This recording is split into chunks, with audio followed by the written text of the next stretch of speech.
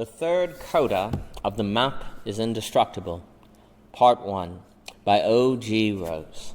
Once we map seal and map insulate with blood and dominant strategies, the next way to strengthen our maps and make them indestructible is by engaging in map-vanishing, which is to say, by making our map vanish as a map into rather, quote-unquote, is-ness. If what we believe just is versus be a map, it's all the stronger and more indestructible, which is a strategy we already discussed in Coda I. True ignorance is a powerful way to map vanish, for if we are ignorant of everything that could reveal our map as being a map, ignorant of everything else, then our map will easily become an is-ness, practically at least, for we will still easily know that in conversation we must speak more humbly. And critically, everyone practically experiences their map as the territory, paradoxically, for otherwise it would lose authority and strength to guide and direct their lives. But so long as a map is visible as a map, it is still at risk of being seen as not the territory, and so there is a strange incentive to engage in map vanishing. We try to make the map transparent, per se, which means we only see the territory through it, and then we don't use a map, quote-unquote. Don't you see? There's just the territory. Indeed. What is what is. In some often invisible way, everyone is a denier of what threatens their personal situation. The professor denies reports saying college isn't worth it. The pro-lifer denies reports that fetuses aren't human. Coal miners deny global warming, and so on. The professor looks for scraps of information verifying the usefulness of college against the onslaught of articles questioning college. The conservative digs up reports about global cooling in the 70s, and so on. We claim people who disagree with us are deniers, but we are all truthfully deniers in different ways, especially considering that we are all truly ignorant in many more ways than we are informed. And yet, we all take leaps of faith, accepting some ideology, and in so doing, we then work to make our map invisible. Map vanishing is critical for our, quote-unquote, natural lives. Section 1. We spoke in Belonging again how everything experienced as a constraint is likely to be deconstructed, which is to say the moment a given is experienced as a given and not an is-ness, it loses its power and authority. Similarly, once we experience a map as a map, its power is at risk, thus the importance of map vanishing. And even if we can't make our map entirely invisible, if we can just make it a little less a map, then all the others and or a little more like the territory, then our map is likely to get a pass as not just a map. And at this point, the power and strength of our ideology grows significantly, and even if we confront the idea that we are all ideological, since our map is a little less a map than all the others, this idea doesn't disturb us. In fact, how blessed we are to have the ideology we have. It would be irrational to venture out of it. But if our map is ultimately an ideology, won't it eventually fail us and unveil the reality that the map isn't the territory? How can it avoid being made visible by failure? Well, because we from within our ideology have the power to define what functions as evidence against our worldview and what confirms it. And we can carefully expose it to just enough counter-evidence to strengthen it and to make ourselves seem unbiased, but not so much counter-evidence that it is threatened, like a good cook or someone in control of a pressure valve. If we defend capitalism, we have control over how we define capitalism, and so all evidence against capitalism can be defined as evidence that true capitalism hasn't been tried yet, thus protecting capitalism from critique. So it goes with any map. No matter how capitalism is approached, I can always find a place to slip in a could, which is to say that I can always claim we could try capitalism longer, in a different way, according to a different vision, and this could is ideologically invaluable as an endless source of plausible deniability. It is what we can always define ourselves out of. It is why we can always define ourselves out of critique. A reason the Enlightenment sought to replace religion, philosophy, metaphysics, and the like with science was precisely because of this could, which could be used not to prove any superstition, conspiracy, madness, but to maintain belief in, which is to say the could enabled anyone to plausibly deny that they should stop believing X, Y, or Z. The could made it so thus no one had to leave their map. And yet these maps lead to religious wars, witch hunts, and worse. It was understandable then why the Enlightenment sought to remove this could with science, empiricism, and the like. And yet that project arguably led us into autonomous rationality, auto-cannibalism, and the totalitarianism which can follow the dream of the Enlightenment is thus not the way, and yet is understandable why it was attempted. The dream having failed, we must face the pitch and risk, as explored in the conflict of mind, and which we will soon explore again. A world of maps is a world in which there will always be a could, which means the future is open and we are free to create our world. But that also means we are in danger of extremism, fundamentalism, and the like. But avoiding maps is impossible. For the moment I say that is a rock or refer to anything as data, evidence, etc., I must assume a framework in which phenomenon can be made toward me as evidence, and furthermore, autonomous rationality like autonomous empiricism is impossible because I cannot, in a framework, determine which framework I should use through which I should interpret phenomenon toward me as evidence. And if I must ultimately choose the framework in which evidence is situated, defined, and possible, then I ultimately always have the last say. I am ideologically invincible. If I don't like the evidence, I don't have to ignore it or counter it. I can simply change the framework in which the evidence is, quote-unquote, evidence, thus transforming the evidence back into phenomenon. And so I am not irrational or closed-minded, for there's nothing there relative to which I can be deemed and judged as such. Just phenomenon. Where's the evidence? I'll happily consider it.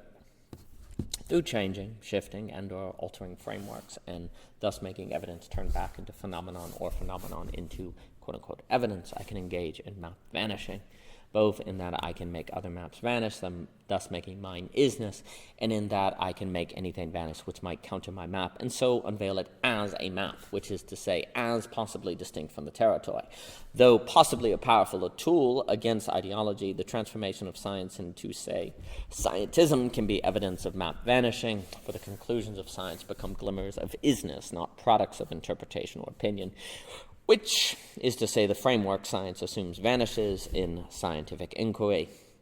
In its effort to free the world of ideology, arguably science becomes a powerful ideology in scientism, empiricism, autonomous rationality, and the like. What we fear is what comes unto us, it seems, giving us unintentional problems. This doesn't mean scientism was the worst ideology of all, as Steven Pinker argues against, but it easily could still be the most powerful in its capacity to spread, totalize, and the like. If Ivan Illich is correct, that it is the best of things which can become the worst of things, then it is perhaps precisely the greatness of science which makes scientism so problematic. That would have to be debated, though.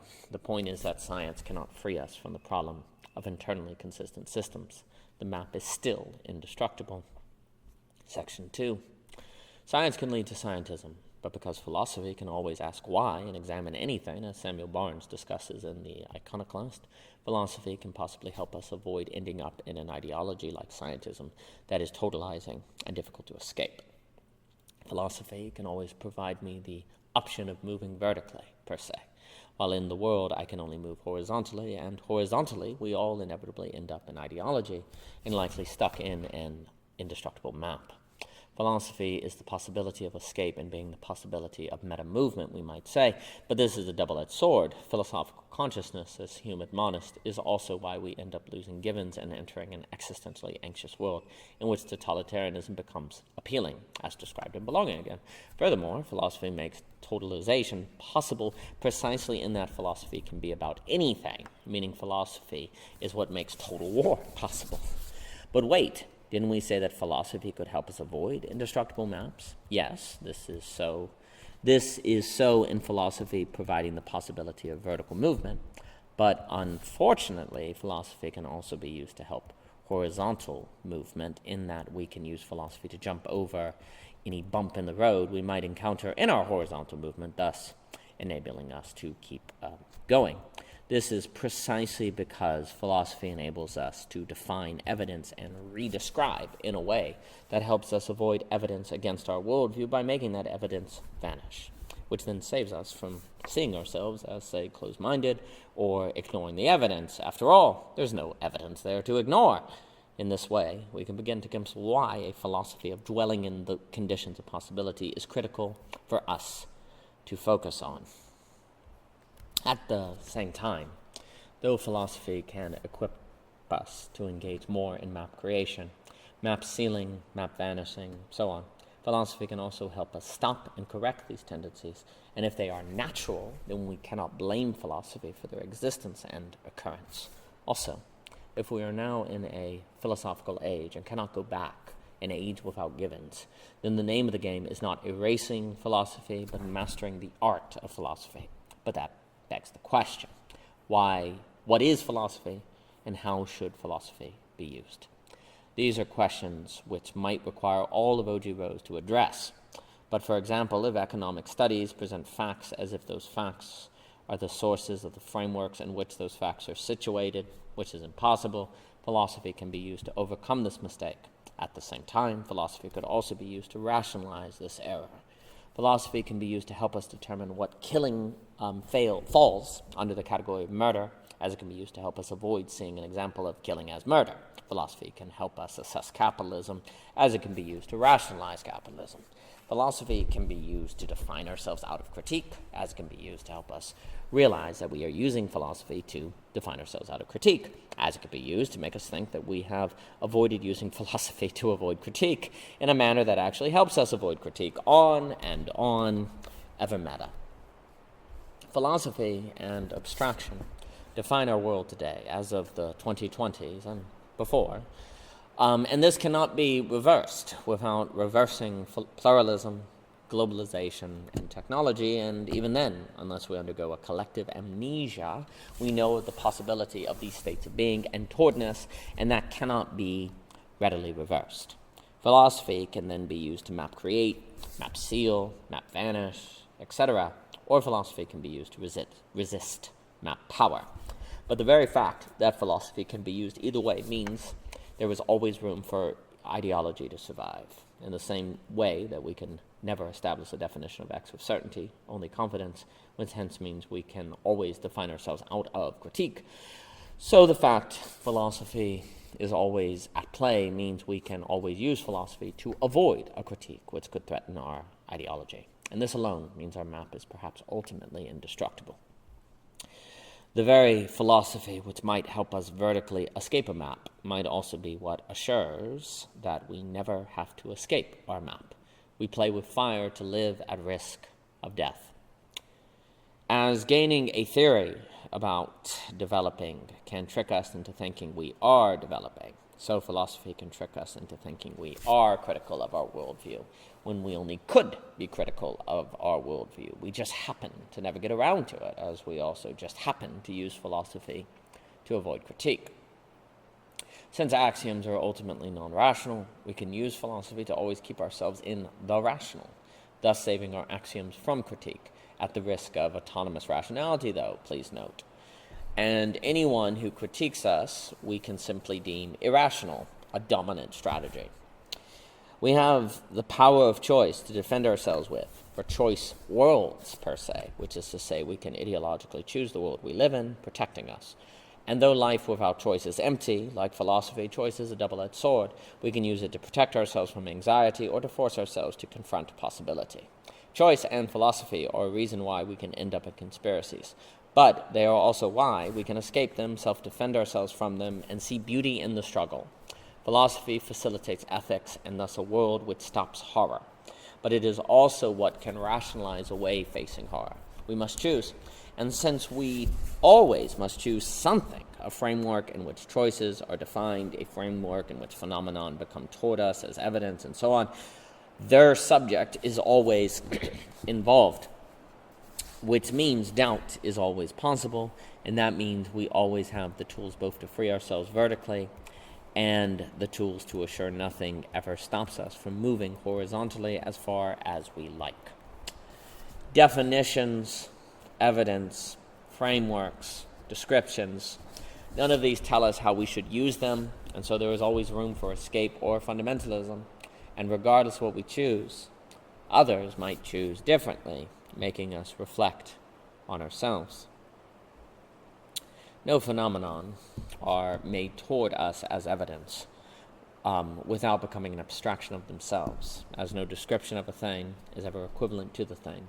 Everything we experience is a testament to experience, though that doesn't mean what we experience reflects an error or has nothing to do with the thing, as we learned from Hegel.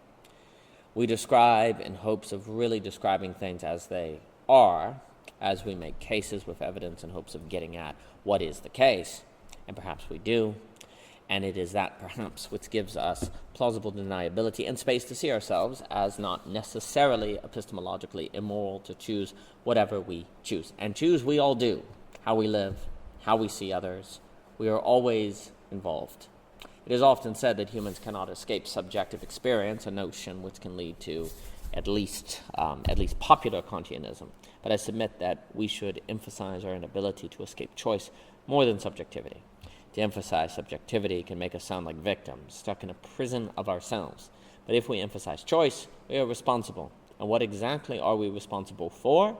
Something we couldn't know ahead of time, something we didn't want to experience. Seems unfair, and yet it is. We must experience, but we can choose what we experience and how we make the world toward us in that experience. And it is this very situation that makes us free to either use philosophy vertically or horizontally, though unfortunately horizontally seems more natural. And whatever our choice, it can then work backward and make it seem like we didn't choose anything at all, only realize such was the case. This is because how we choose to frame the world makes it seem as if the world isn't framed, but rather just is, and thus in itself contributes to map-vanishing. Even if I learn this, since map-making is inevitable, that very inevitability of map-making can make it invisible to me, because I can just shrug and say, what's the point then? Either through definition and defining contributes to map-vanishing, or through seeing maps elsewhere and thus nowhere, humans are masters at map-vanishing. Perhaps none of us really live experiencing maps. To speak of maps versus territories is to meta-think. And even meta-thinking can be used for map-vanishing as well, when a vertical move of thought only engaged is only engaged into the degree that we need to in order to keep moving horizontally, map strengthening. It would also require meta-thinking to describe subjectivity and the role of choice and experience in our experience of the world, and that meta-thinking is something we must choose to engage in and might only use manipulatively. If we do not, then we perhaps can protect our ideology, for we make invisible the subjectivity which makes ideology possible. To avoid meta-thinking is to contribute to map-vanishing. But in making subjectivity invisible to help with map-vanishing, which perhaps entails a dismissal of fields like philosophy, psychoanalysis, and so on, we might contribute to us feeling alone if we don't see the workings and existence of subjectivity, though. We can plausibly deny the involvement of subjectivity in our worldview. We can protect it and keep it from causing us anxiety. But at what cost? Do we care? Section 3. Once we make the involvement of subjectivity seem optional, we can then make the word subjective into a term that practically means error-prone, a move we cannot readily do when the role of the subject is undeniable, for then how could we judge subjectivity as error-prone without undermining that very effort? Once we do this, people can hesitate to use the construct and do everything in their power to avoid being referred to by it. And once this occurs, map-vanishing is intensified. For the recognition of the subject is central for realizing the existence and place of maps in the first place.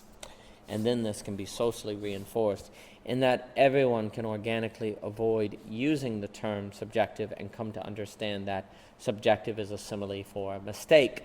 And as a result, it will be rationally considered problematic to use the word subjective to describe people, except perhaps people we disagree with, which means we will identify with our opponents a term we need to describe ourselves with if we are to understand the role of the subject in presence of maps.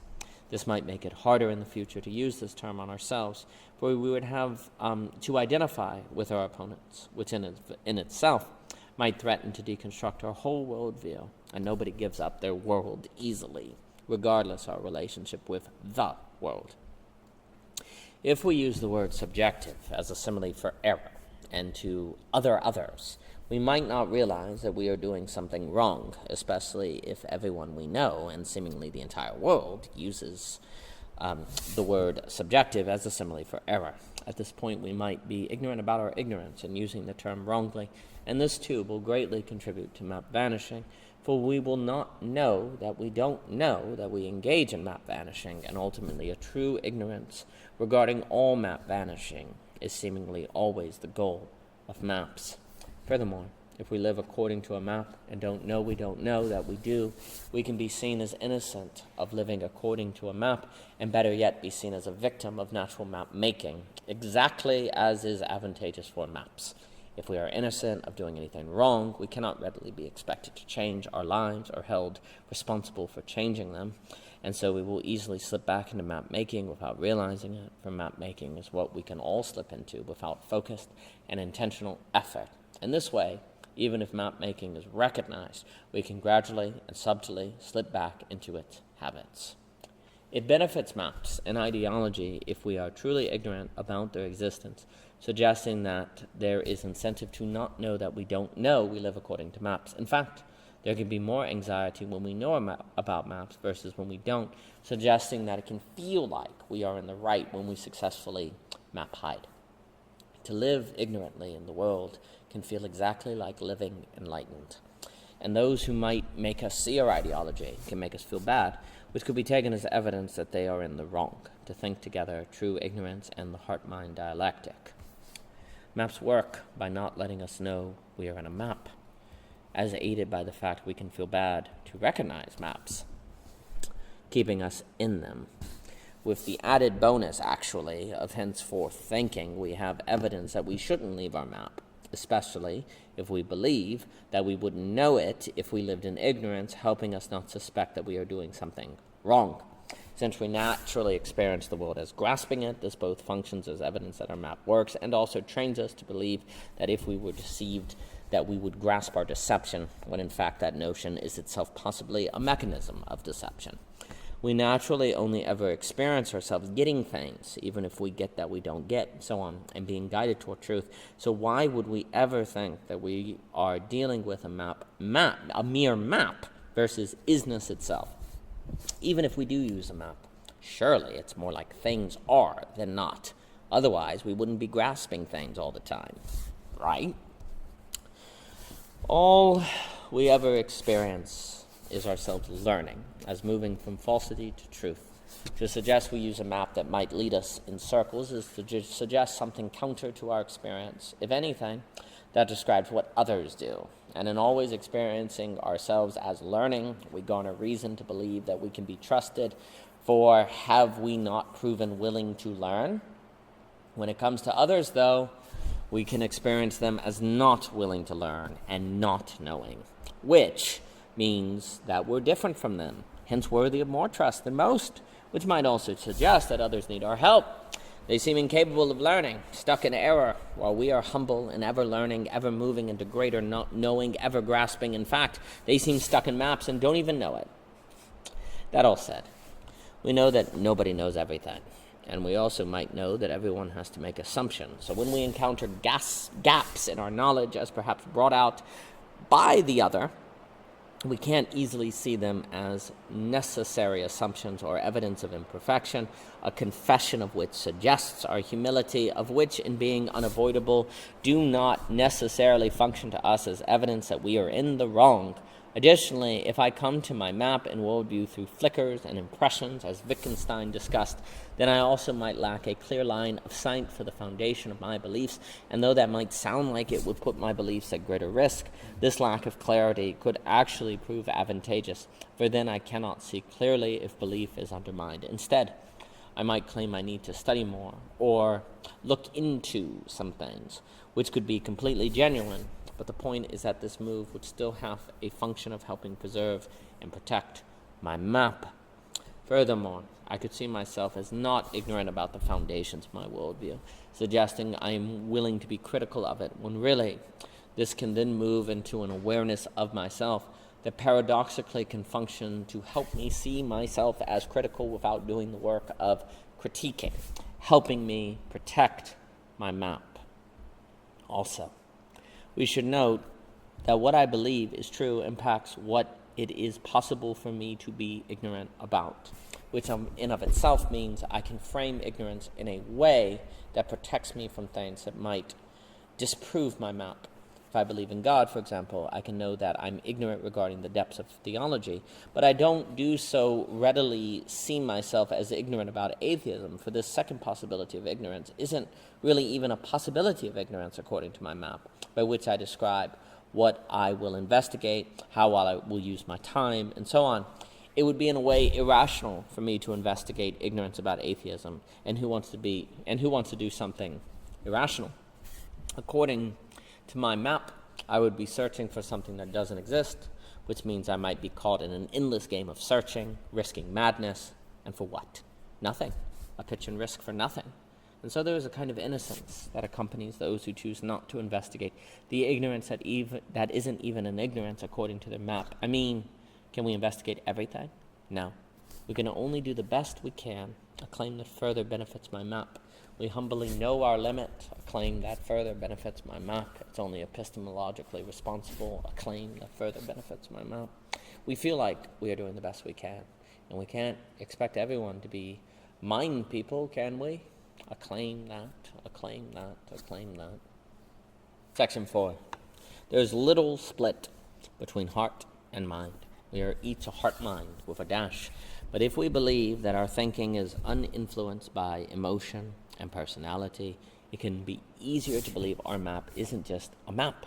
The heart-mind dialectic can threaten the map-vanishing, which helps us avoid anxiety, and so we might easily feel like the dialectic doesn't exist, sticking to a way or language of life, heart and mind, that makes a different way, language of life, heart-mind, unintelligible.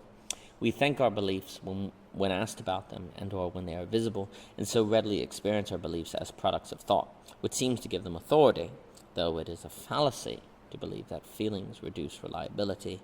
They paradoxically feel authoritative. Funny enough, we do not acknowledge what we see through, and so there is nothing we miss-see.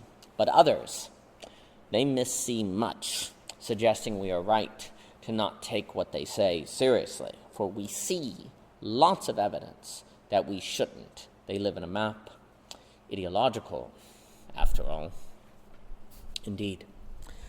Failing to realize the heart and mind exist dialectically, we can fail to realize that when we think we are thinking, we may actually be more so feeling, as we can fail to grasp that when we think we are feeling, we may actually be more so thinking.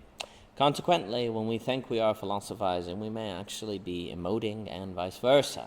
Worse yet, when we think we philosophize but actually emote, we can believe of ourselves to be objective and clear-headed, and that it is those who are debating who fail to check their subjectivity.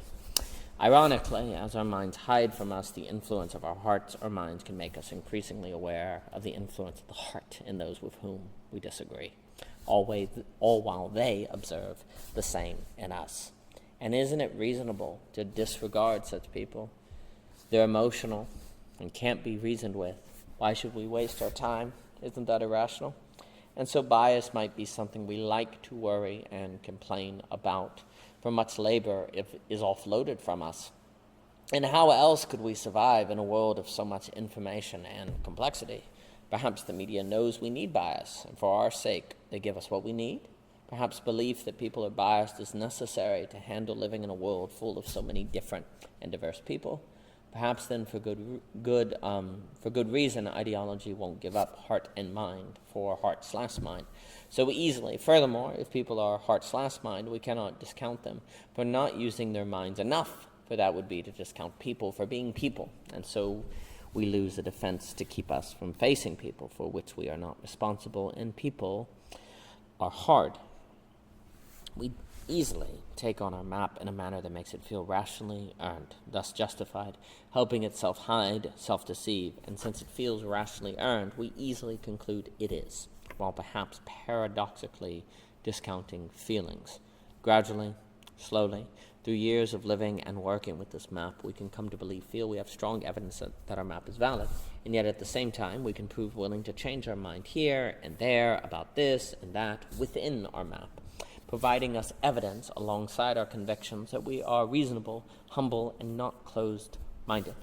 All of this transformation and debate, though, tends to occur upon and within certain framings, as they must, and since change occurs within these framings, we can provide ourselves reason to think that we are open to change.